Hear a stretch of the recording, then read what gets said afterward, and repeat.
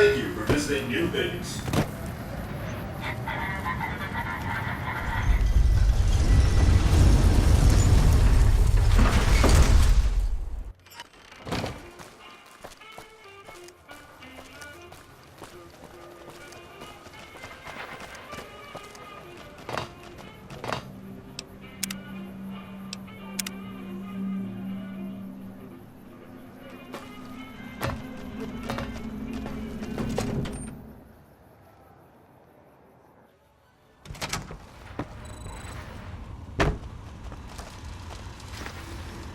Where to, partner?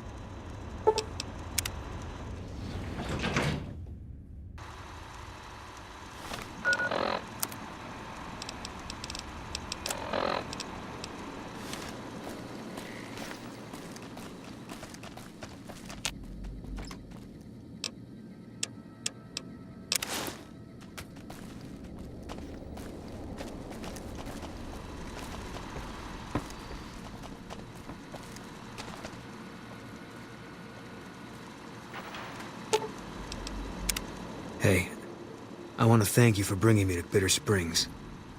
Things seem clearer now. If that's what you... I'll make my way there.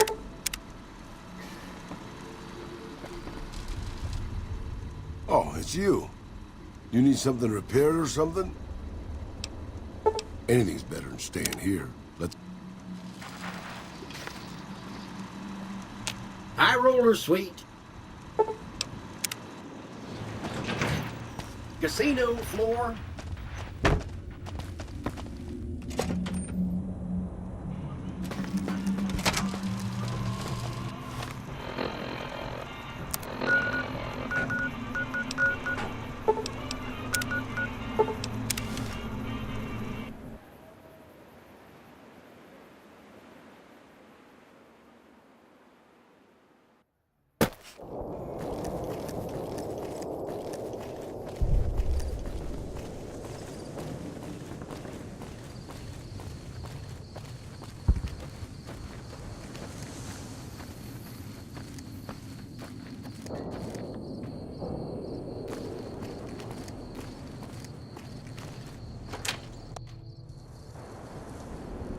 Keep quiet.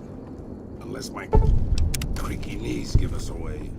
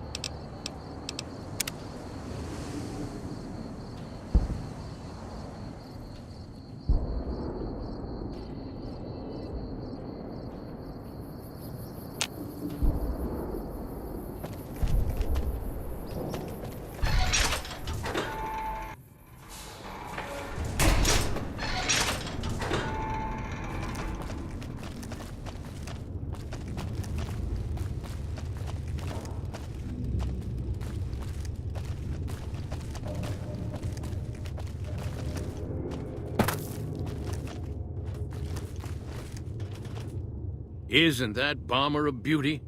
Thanks so much for making an old man's dreams come true. Bye.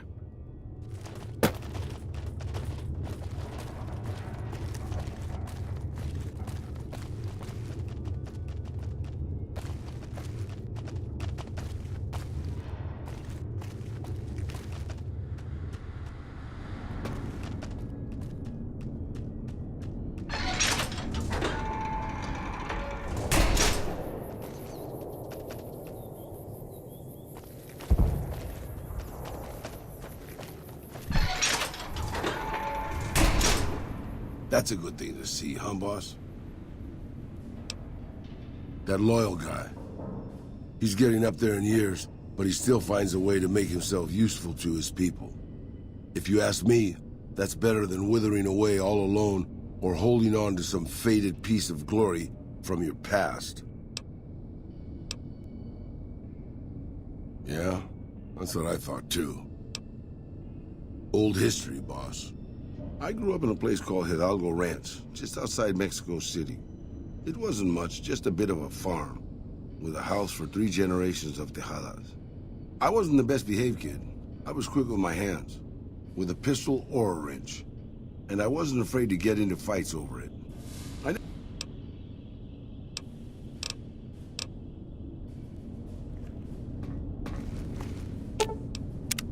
I can't believe we were allowed inside.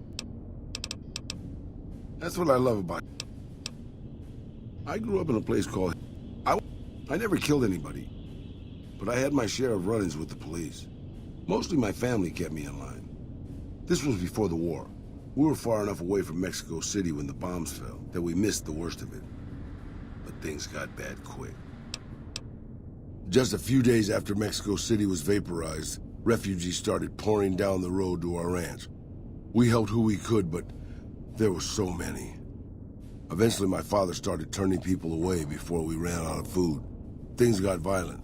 My father and I got our guns, and we drove them off. About 24 men came back in the night after we'd gone to sleep. They set fire to the ranch house and barred the doors from the outside. My whole family was trapped inside. I smelt the smoke, and I got myself and my little sister Rafaela out through a window. But everyone else, my parents, my grandmother, my 2 brothers, and 2 of my sisters, all died. Rafaela and I ran. We were pursued by some of the men who attacked our home, but I was always a good shot. The ones who came after us, I killed. The rest, I left be. I had to take care of Rafaela, not throw my life away on revenge. I know that, boss. That's not what I'm getting at. I'm just getting sentimental in my old age. Anyways, forget it. Just wanted that off my chest.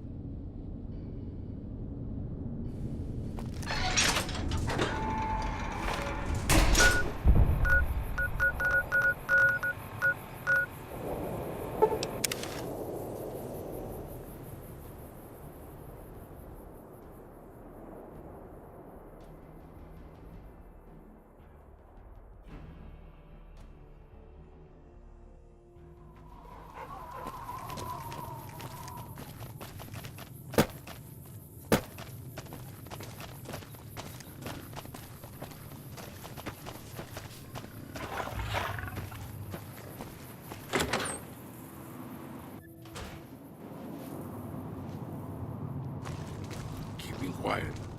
Unless my creaky knees give us away. What's new? Yeah, twice. Actually, the first time, it was more like half my body. Knocked me out of the Rangers.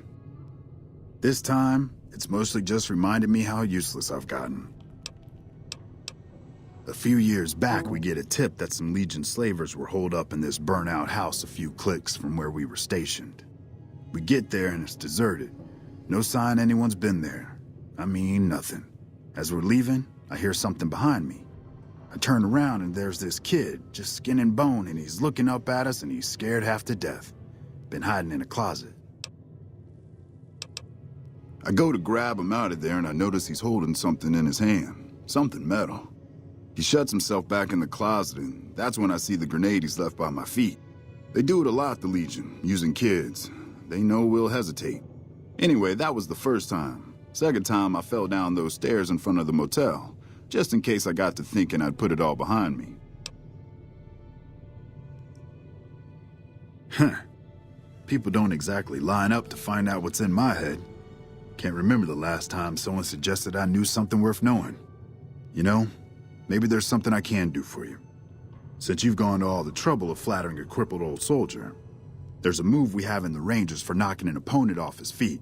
Saved my butt a bunch of times, maybe it will for you too. Let me show you how it's done.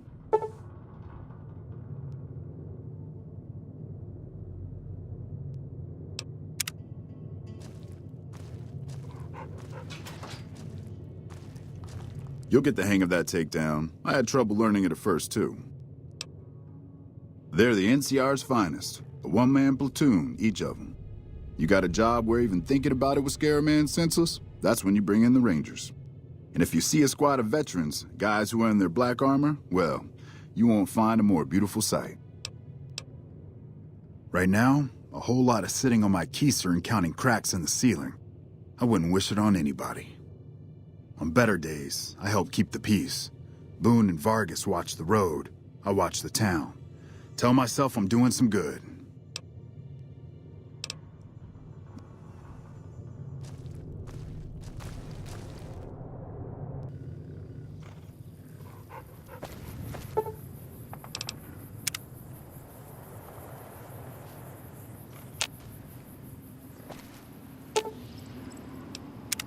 Angry soldier robots with bazookas. I'm sure they'll be a good police force. Your memory's like a steel trap, boss. What do you think of guys like Ranger Andy? That wasn't what I meant, really. I mean guys who have a world of experience doing what they do, but have to give it up because they're getting old and slow or too injured.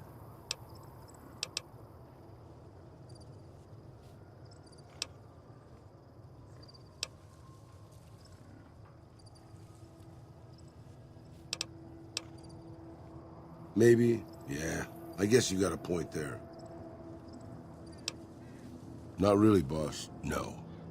After the fire, I knew my sister and I couldn't stay at Hidalgo Ranch anymore. The refugees still wanted me dead. They even put a bounty on me. I remember how scared Rafaela was. I told her if she came with me, we'd see the vaqueros. She used to love the rodeo, especially the trick riders.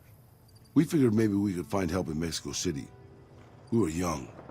We didn't know what had happened, really. We didn't understand about the bombs.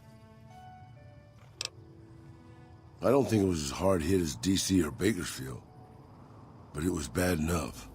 By the time we got there, the city was a radioactive ruin. Still, the city was full of looters, already forming into the beginnings of raider tribes. Crime was bad before the war, but now it was a nightmare. We were living like scavengers, scraping by on what little food we could find, always looking for medicine for my burns. And then, of course, the radiation started to kick in, turning me into this handsome devil you see before you. You're a poet of understatement, boss. But there were moments it was almost worth it. I still remember finding that novelty costume shop.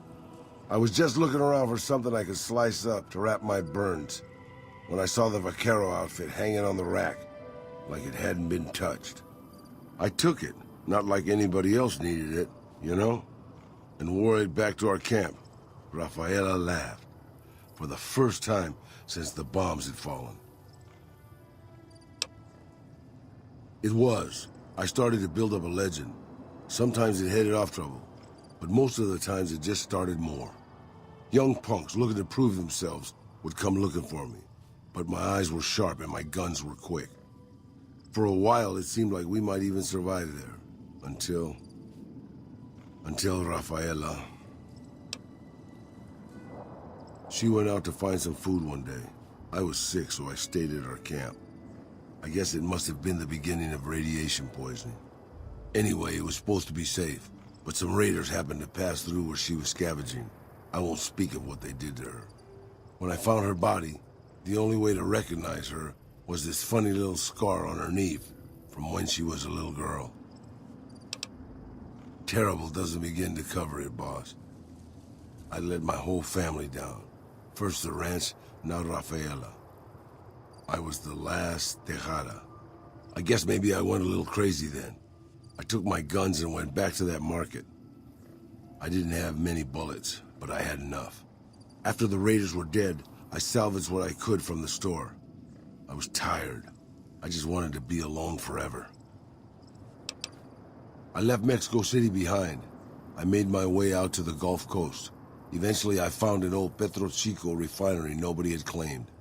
I stayed there for a little while, and I thought a lot about my life. I thought about the guns I'd lived by, and what they'd gotten me. I decided my guns hadn't gotten me anything, and it was time to give it up. I took off the old vaquero outfit and put on a Petro Chico jumpsuit. The name tag said Miguel, so I started using the name myself. Eventually, I made it to Arizona. That's another story, boss.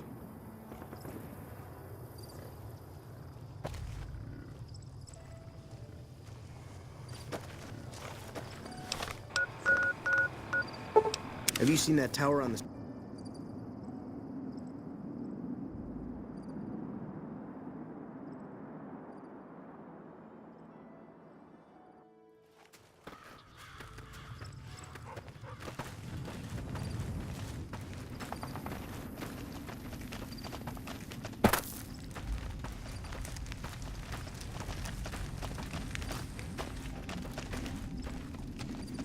Howdy. What brings you back?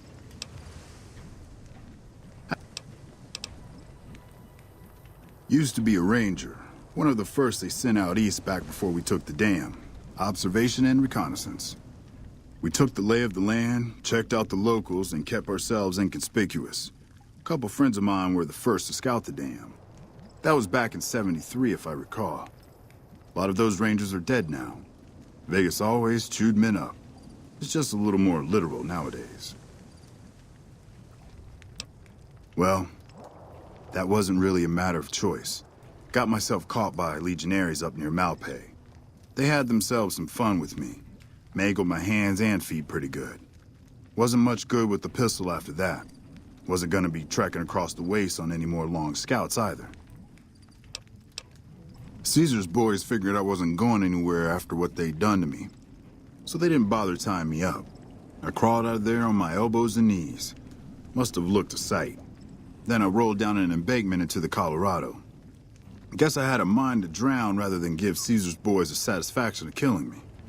But a couple rangers happened to be watching from across the river. They jumped on in and pulled me out of there. Lucky break, they said.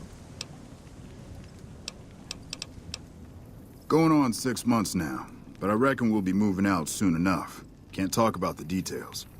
Till then, we'll man the towers and keep an eye on the fiends. We've had more than our share of trouble from their direction. Whole thing smells of Caesar to me. Of course, that's just guesswork. But I'd still bet a few caps he's stirring up the locals against us. Always a pleasure. Keep yourself safe. Got a second to talk, boss? Meeting Corporal Sterling. Well, it kinda got me thinking. Here's a guy that's been beat all to hell, right? I mean, he could have retired from the service, but instead he signs back on and does what he can. You think he did the right thing?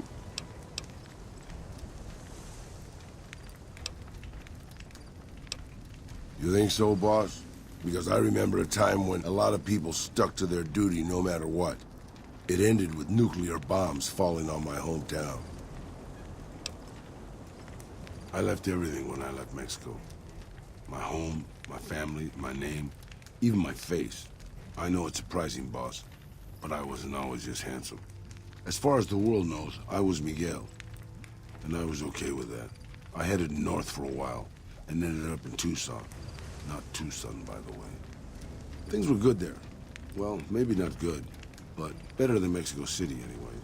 I found myself a little shack, started fixing things. Oh, sure, boss. I was always good at fixing things. Some I fixed for the town, some I fixed for other people, some I fixed just for the hell of it. It's a better way to use your hands than killing. And even then, I wasn't getting any younger or faster. I lived there for a long time, kept to myself, didn't get into any fights. Hell, the only reason I even kept my guns oiled was professional pride. Getting there, boss. I'd been in Tucson. The locals can call it Tucson all they want, but it's Tucson, damn it. About 75 years when she showed up. Prettiest thing you ever saw, boss. Maybe it was just a trick of my senile brain, but I swear she looked just like my Rafaela. Her name was Claudia. She ended up taking work at one of the brothels in town. I never went to her, of course. How could I? But I looked after her in my own way.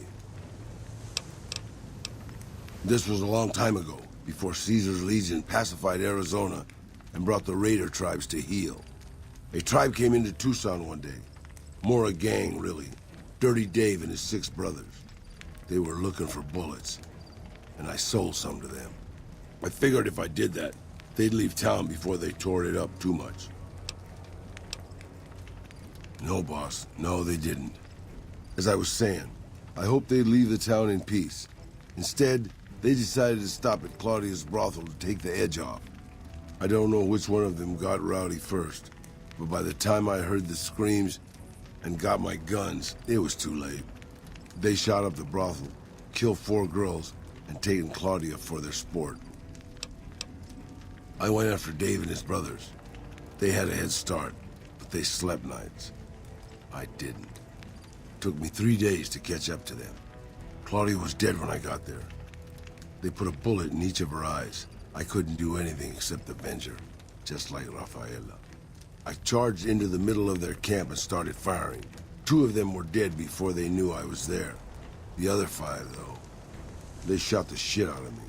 I would have died, I think, if I wasn't so full of rage. By being a meaner old cuss than the rest of them, boss.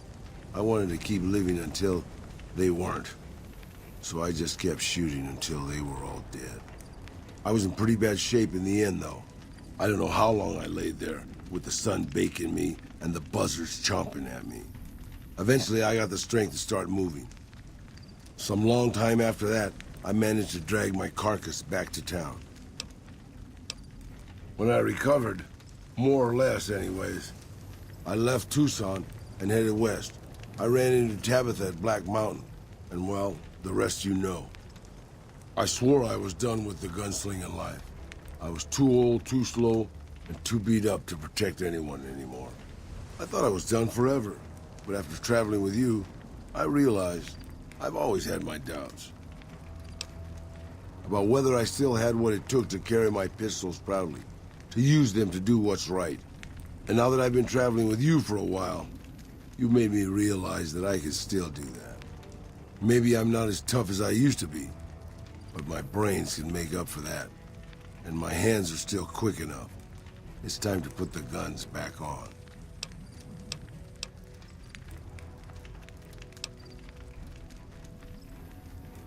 You can bet on that, boss.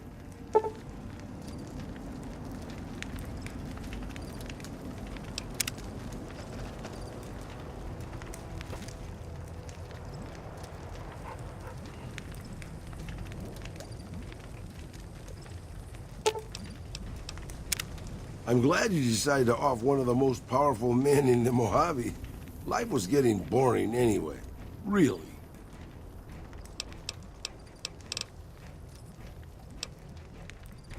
Sure, boss.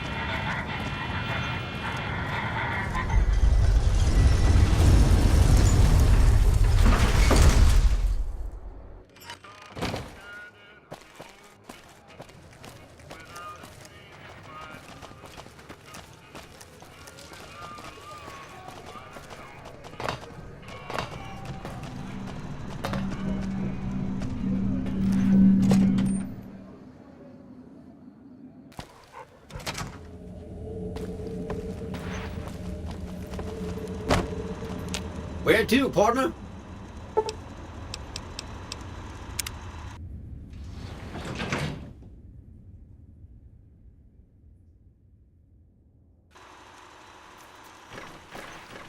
You should have seen Mr. House when he heard what you did to the Omertas. He was as giddy as a schoolboy. You do? Why, that's just wonderful. I'll take it and put it with the rest of the collection.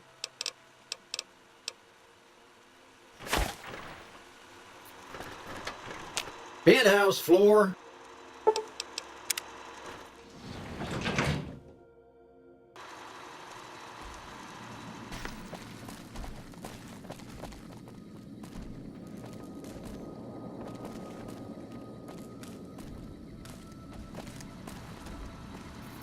What's up? High roller suite.